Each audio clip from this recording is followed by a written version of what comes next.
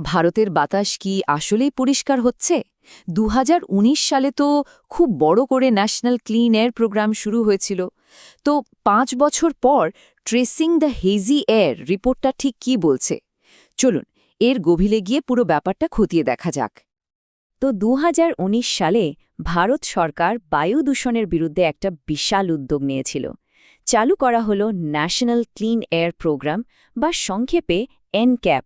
মূল উদ্দেশ্য ছিল দেশের বাতাসকে দূষণমুক্ত করা। কিন্তু আসল প্রশ্নটা হলো ৫ বছর কেটে যাবার পর এই প্রোগ্রামটা কি আদৌ কোনো কাজ করছে?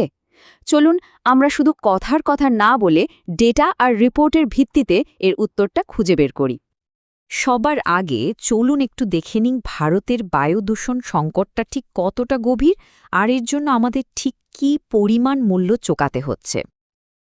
দেখুন, বায়ু দূষণ যে শুধু আমাদের স্বাস্থ্যের ক্ষতি করে তা কিন্তু নয়, এটা দেশের অর্থনীতির জন্য একটা বিরাট বোঝা। ২০১৯ সালের হিসেব অনুযায়ী এর কারণে ভারতের জিডিপির প্রায় ১.৩৬% ক্ষতি হয়েছে, মানে প্রায় $৩৬ বিলিয়ন। ভাবা যায় এই বিপুল পরিমাণ টাকা দিয়ে কত কি করা যেত? আর স্বাস্থ্যের ওপরের প্রভাব, সেই কথা ভাবলে তো রীতিমতো ভয় লাগে। এই দূষিত বাতাসের কারণে চোখে জ্বালা, অ্যাজমার মতো সমস্যা তো হচ্ছেই, তার সাথে ফুসফুসের ক্যান্সার, ডিমেনশিয়া বা স্ট্রোকের মতো মারাত্মক রোগের ঝুঁকিও কিন্তু বেড়েই চলেছে। তো এই যে এত বড় একটা সংকট, এটা সামাল দেওয়ার জন্য সরকার কি করল? এখানেই আসছে ন্যাশনাল ক্লিন এয়ার প্রোগ্রাম বা এনসিএপির কথা। চলুন এই প্রোগ্রামটা সম্পর্কে একটু জেনে নেওয়া যাক। ২০১৯ সালে শুরু হওয়া এই এনক্যাপের প্রধান লক্ষ্য ছিল ভারতের যে শহরগুলোর বাতাস সবচেয়ে বেশি দূষিত সেগুলোকে টার্গেট করে বাতাস পরিষ্কার করা। আর লক্ষ্যটাও কিন্তু বেশ বড় ছিল। ঠিক করা হয়েছিল যে ২০২৬ সালের মধ্যে বাতাসে ভাসমান ক্ষতিকর ধূলিকণা বা PM10 এর পরিমাণ ৪০% কমানো হবে। এটা নিঃসন্দেহে একটা বিরাট চ্যালেঞ্জ।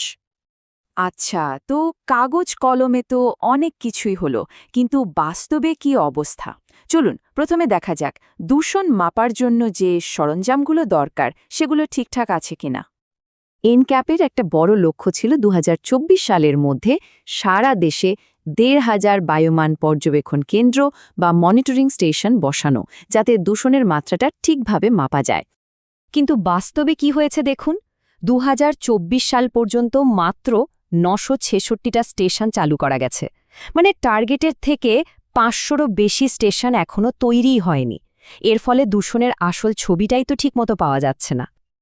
দেখুন, একটা সহজ ব্যাপার হলো দূষণের উৎসই যদি না জানা যায় তাহলে সেটা কমানো যাবে কি করে? অথচ দুঃখের বিষয়, বেশিরভাগ শহরেই এই উৎস খুঁজে বের করার গবেষণাটা এখনও শেষ হয়নি। মাত্র ৫০টা শহরে এই কাজটা সম্পন্ন হয়েছে। এবার আসা যাক সবচেয়ে জরুরি একটা বিষয়ে, টাকা। এই প্রজেক্টের জন্য যে টাকাটা বরাদ্দ করা হয়েছিল সেটা গেল কোথায় আর কিভাবে খরচ হলো? শুনলে অবাক হতে হয় যে মোট যে টাকাটা দেওয়া হয়েছিল তার মাত্র ৬৮% খরচ করা হয়েছে, মানে প্রায় ১/৩ টাকাই পড়ে আছে, ব্যবহারই করা হয়নি। আচ্ছা, যে টাকাটা খরচ হলো সেটা গেলটা কোথায়?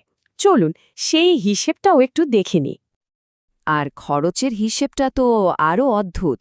মোট খরচের প্রায় ৬৭%ই চলে গেছে রাস্তার ধুলো পরিষ্কার করতে, আর অন্যদিকে শিল্পকারখানা দূষণের মতো এত বড় একটা সমস্যার জন্য খরচ হয়েছে মাত্র ১%।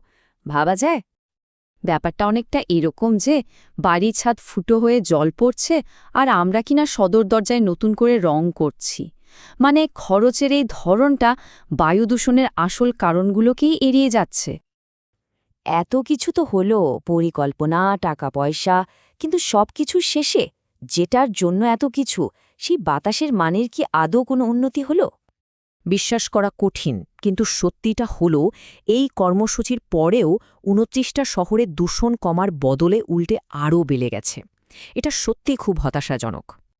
আরেকবার দেখুন সবচেয়ে দূষিত শহরগুলোর অবস্থা। এখানকার দূষণের মাত্রা আমাদের জাতীয় যে সুরক্ষা মান আছে তার থেকে প্রায় ৪ গুণ বেশি। শ্রীগঙ্গানগর, গ্রেটার নয়ডা, দিল্লি, এদের অবস্থা খুবই খারাপ। ভারতের এক এক শহরের মধ্যে বাতাসের মানের তফাৎটা আকাশ-পাতাল। একদিকে যেমন মাদিগিরির বাতাস বেশ পরিষ্কার, তেমনি অন্যদিকে শ্রীগঙ্গানগরের অবস্থা খুবই উদ্বেগজনক। তাহলে পুরো আলোচনা থেকে কি বোঝা গেল? চলুন সবটা একবার এক জায়গায় করে দেখি রিপোর্ট কার্ডটা ঠিক কি বলছে। দেখুন, এনক্যাপের লক্ষ্যগুলো অনেক বড় ছিল, কিন্তু বাস্তব চিত্রটা বেশ হতাশাজনক।